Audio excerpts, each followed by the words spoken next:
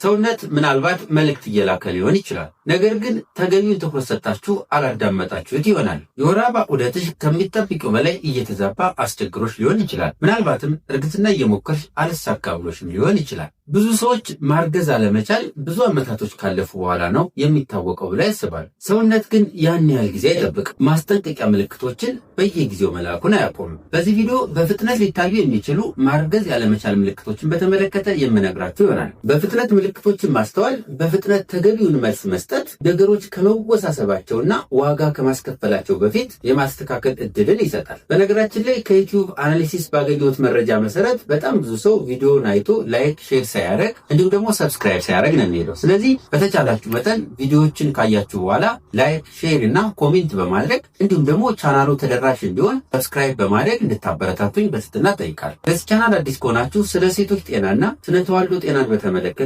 መረጃዎችን የማቀርብበት ቻናል ነው።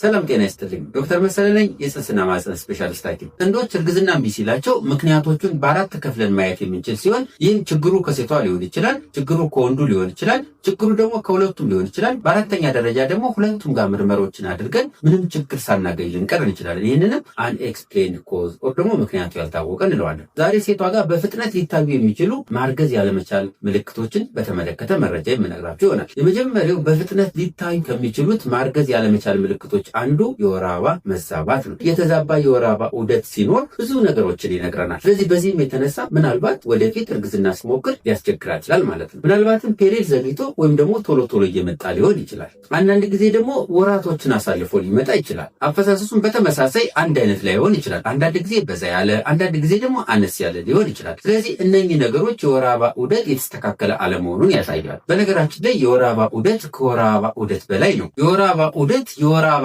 ዑደት ብቻ ሳይሆን የሆርሞን ስርዓትን ማሳያ ጭምር ነው። የተዘበራረቀ የወር አበባ ዑደት ኦቭሌሽን ላይ ችግር እንዳለ ያሳያል። ስለዚህ የተዘበራረቀ የወር አበባ ዑደት የሚኖራት ሴት ላይ ኦቭሌሽኑን ፕሪዲክት ለማድረግ እንቁላል የሚለቀቅበትን ጊዜ ለማግኘት እጅግ በጣም ስለሚያስቸግር ይህም ማርገዝ አለመቻልን ሊያስከትል ይችላል። የወር አበባ የሚዘበራረቅ ከሆነ የተዘበራረቀ የወር አበባ ዑደት የሚሆን ከሆነ መጀመሪያ በፍጥነት ሊታዩ ከሚችሉ ምልክቶች አንዱ ነው። ከዚህ ጋር ተያይዞ የወር አበባ እየዘገየ መምጣት ወይም ደግሞ ወራቶችን እያስቆጠረ የሚመጣ ከሆነ በተመሳሳይ ሌሎች የጤና ችግሮች እንዳሉ ሊያሳዩ ይችላል። ለምሳሌ የታይሮይድ ፕሮብለም፣ ፖሊሲስቲክ ኦቫሪያን ሲንድሮም ኦር ደግሞ ፒሲኦኤስ እንዳለና ሌሎች የጤና ችግሮች መኖራቸው ሊያሳይ ይችላል። ስለዚህ የወር አበባ እየዘገየ የሚመጣ ከሆነ በ2 ወር በ3 ወር ከዛም በላይ እየዘገየ የሚመጣ ከሆነ ይህም የጤና ችግር እንዳለ ስለሚያሳይ ለወደፊቱ ለማርገዝ ትንሽ ሊያስቸግር ስለሚችል ተገቢውን የሕክምና ትኩረት መስጠት ያስፈልጋል። የተዛባ የወር አበባ ዑደት ሲኖር ሰውነታችሁ የሆርሞን ስርዓቱ ላይ ችግር አጋጥሞኛል እያላችሁ ነው። ስለሆነም ትኩረት ስጡት። ሁለተኛው በፍጥነት ሊታዩ ከሚችሉ ምልክቶች አንዱ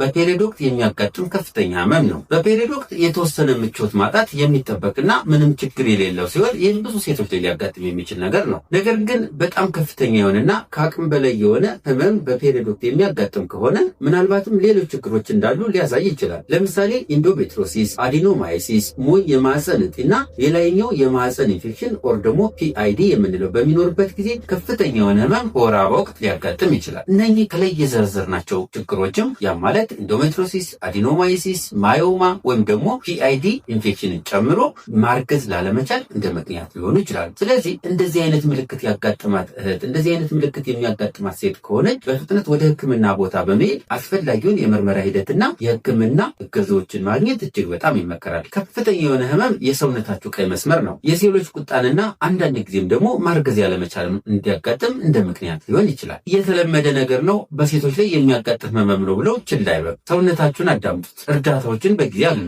በጊዜ ትኩረት መስጠት ከብዙ ነገር ይጠብቃልና።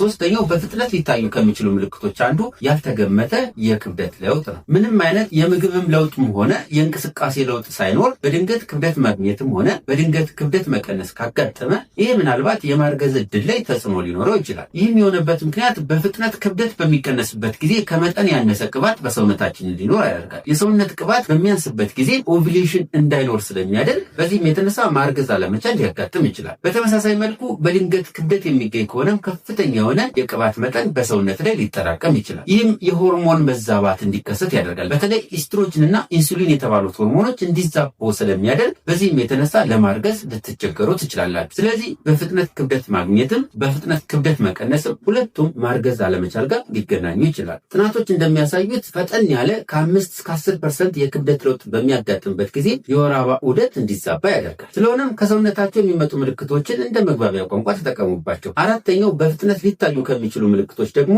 ብጉር፣ የፀጉር መሳሳትና ብዙ ፀጉር ተለያዩ ቦታዎች ላይ መብቀል አንደኛው ምልክት ነው። ስለዚህ እነዚህ ምልክቶች ካሉ ሰውነታችሁ የተለየ ችግር እንዳጋጠመው መልእክት እየላከ ነው ማለት። በነገራችን ላይ የተዘበራረቁ ሆርሞኖች ለእርግዝና ወሳኝ የሆኑ የሰውነት ክፍሎችን ብቻ ሳይሆን ተጽዕኖ የሚያሳድረው ጥፍር፣ ቆዳና ፀጉር ላይ ተጽዕኖ ሊያሳድር ይችላል። ብዛት ያለው ብጉር፣ የፀጉር መሳሳት ወር ደግሞ የፀጉር መነቃቀል እንዲሁም ደግሞ ፊት አካባቢ የፀጉር መብዛት ካጋጠመ ምናልባት ሰውነታችሁ ፒሲኦኤስ ወር ደግሞ አንድሮጅን ባላንስ ችግር እንዳጋጠመው እየነገራችሁ ሊሆን ይችላል። ስለዚህ ወደ ሕክምና ቦታ ቶሎ ሄዶ ተገቢውን የሆነ የምርመራ ሂደት አድርጎ አስፈላጊውን ሕክምና ማግኘት እጅግ በጣም ይመከራል። ምክንያቱም እነኚህ ነገሮች እየቆዩ ከሄዱ ማርገዝ አለመቻል ጋር ሊገናኙ ስለሚችሉ። አምስተኛ በፍጥነት ሊታዩ ከሚችሉ ምልክቶች አንዱ በግብረ ስጋ ግንኙነት የሚያጋጥም ህመም ነው። በግብረ ስጋ ግንኙነት ጊዜ የሚያጋጥም ህመም ምቾት ከማጣት በላይ ነው። ምናልባትም ማርገዝ ያለመቻል ሊያመጡ የሚችሉ ችግሮች ምልክት ሊሆን ይችላል። ለምሳሌ ኢንዶሜትሪዮሲስ፣ አዲኖማይሲስ፣ ኢንፌክሽን እና ሌሎች ችግሮች ሲኖሩ በግብረ ስጋ ግንኙነት ወቅት ህመም ሊያጋጥም ይችላል። ህመም የሚያጋጥም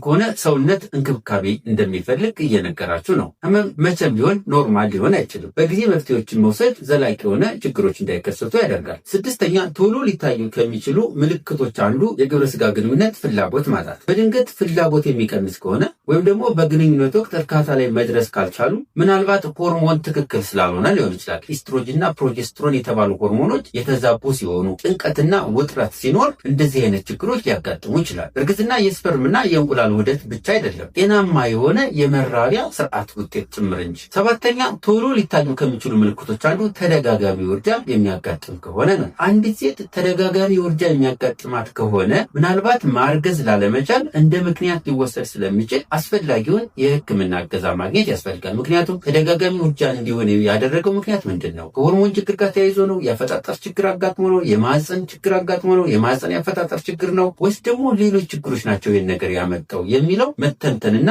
መታየት ስለሚያስፈልገው ወደ ሕክምና ቦታ ሄዶ እገዛዎችን ማግኘት ይመከራል። ስምንተኛ ቶሎ ሊታዩ ከሚችሉ ምልክቶች አንዱ ከፍተኛ የሆነ የድካም ስሜት፣ ኃይል ማጣት። ተደጋጋሚ የሆነ ከፍተኛ የሆነ የድካም ስሜት ወይም ደግሞ ኃይል ማጣት ሎስ ኦፍ ኢነርጂ የሚያጋጥም ከሆነ ምናልባት የታይሮይድ ችግር፣ የደም ማነስና የሆርሞን መዛባት አጋጥሟችሁ ሊሆን ይችላል። የታይሮይድ ችግርና የሆርሞን መዛባት የሚያጋጥማችሁ ከሆነ እርግዝና እንዳይፈጠር ሊያደርጉ ስለሚችሉ አስፈላጊውን ሕክምና ማድረግና የሕክምና አማራጮችን መውሰድ ይመከራል። በዘጠነኛ ደረጃ ቶሎ ሊታዩ ከሚችሉ ምልክቶች አንዱ ተደጋጋሚ ህመም። በሽታ የመከላከል አቅም የተዳከመ ከሆነ ተደጋጋሚ ህመም እንዲያጋጥማችሁ እንደ ምክንያት ሊሆን ይችላል። በሽታ የመከላከል አቅም የተዳከመ ሲሆን ሊያሳያቸው ከሚችሉ ምልክቶች አንዱ ተደጋጋሚ ህመም፣ ቁስሉ ቶሎ አለመዳን፣ እንዲሁም ደግሞ ተደጋጋሚ ኢንፌክሽን ጉንፋን ሊሆን ይችላል፣ የሽንት ቧንቧ ኢንፌክሽን ሊሆን ይችላል። ሌሎችም ኢንፌክሽኖች እንዲያጋጥማችሁ እንደ ምክንያት ሊሆን ይችላል። እነኚህ ነገሮች የሚያጋጥማችሁ ከሆነ ሰውነታችሁ ከመራባት ይልቅ መቆየት ላይ ትኩረት ሊያደርግ ይችላል። ሰውነታችን ከመራባት ይልቅ እነኚህን ነገሮች ወደ መቆጣጠር ስለሚጠመድ በዚህም የተነሳ ማርገዝ ላለመቻል እንደ ምክንያት ሊሆን ይችላል። ጤንነት ሲመለስ፣ በሽታ የመከላከል አቅም ሲያድግ በእርግጥም የማርገዝ እድልም በዛው ልክ ይመለሳል። አስረኛ በፍጥነት ሊታዩ ከሚችሉ ምልክቶች የማህፀን ጫፍ ፈሳሽ መቀየር። እንቁላል እንደተለቀቀ አካባቢ ወይም ደግሞ እንቁላል ሊለቀቅ አካባቢ ማህፀን ጫፍ ላይ የሚወጡ ፈሳሽ አለ። ይህ ፈሳሽም ንጹህ የሚያጣብቅና ስሊፐሪ የሆነ ምንም አይነት ሽታ የሌለው ፈሳሽ ነው። ማህፀን ጫፍ ላይ የፈሳሽ ለውጥ ካለ ለምሳሌ ደረቅ ከሆነ፣ ወፍራም ከሆነ እንዲሁም ደግሞ ያልተለመደ ፈሳሽ ከሆነ የሆርሞን መዛባት ወይም ደግሞ ኢንፌክሽን እንዳለ እያሳየ ሊሆን ይችላል። ስለዚህ ኢንፌክሽን ነው ያጋጠመው፣ የሆርሞን መዛባት ነው ያጋጠመው የሚሉት ነገሮች መለየት ስላለባቸው ወደ ሕክምና ቦታ በመሄድ አስፈላጊው ምርመራ በማድረግ እንደተገኘው ግኝት እንዳለው ችግር ተገቢውን ሕክምና መውሰድ ያስፈልጋል። ምልክቶችንና መልእክቶችን በየጊዜው ከተከታተላችሁና ፈጣን ምላሽ ከሰጣችሁ ተፈጥሯዊ በሆነ መንገድ የመፍትሄው አካል የመሆን እድላችሁ ከፍ ያለ ነው። እነዚህን ነገሮች አስተውሉ። የወር አበባ ዑደት ለውጦችን በንቃት ተከታተሉ። የሰውነት ለውጦችን አስተውሉ። ስሜታችሁን አዳምጡ። እርዳታ ስትፈልጉ ያለማመንታት እገዛ አግኙ። ማርገዝ አለመቻል አረፍተ ነገር ብቻ አይደለም፣ ዘላቂ መንገድ እንጂ። ቀድሞ የሚታዩ ምልክቶችን ማስተዋል አንድ እርምጃ ወደፊት መጓዝ መያዝ ነው። ይህም የነገ ህልምን እውን ለማድረግ ወሳኝ እርምጃ ነው። ስለዚህ ሰውነታችሁ የሚነግሯችሁ ምልክቶች በአግባቡ በማጤን በመተንተን በመረዳት አስፈላጊውን የሆነ እገዛ በማግኘት ማርገዝ ያለመቻል ችግር ከመከሰቱ ቀድሞ መከላከልና ማስቀረት ማስተካከል ትችላላችሁ። ይህ ቪዲዮ ጠቃሚ ቪዲዮ ስለሆነ ላይክ፣ ሼር እና የደወል ምልክቱን በማብራት ለሁሉም ሴቶች ተደራሽ እንዲሆን አድርጉ። እንዲሁም ቻናሉን ሰብስክራይብ በማድረግ ቤተሰብ ይሁኑ። በዚህ ቪዲዮ ያልተመለሰላችሁ ጥያቄ ካለ አስተያየት መስጫው ላይ አስቀምጡ። ለዛሬ ያዘጋጀሁት ይህንን ይመስላል። በቀጣይ በሌላ ፕሮግራም እስከምንገናኝ ቸር ሰንብቱ።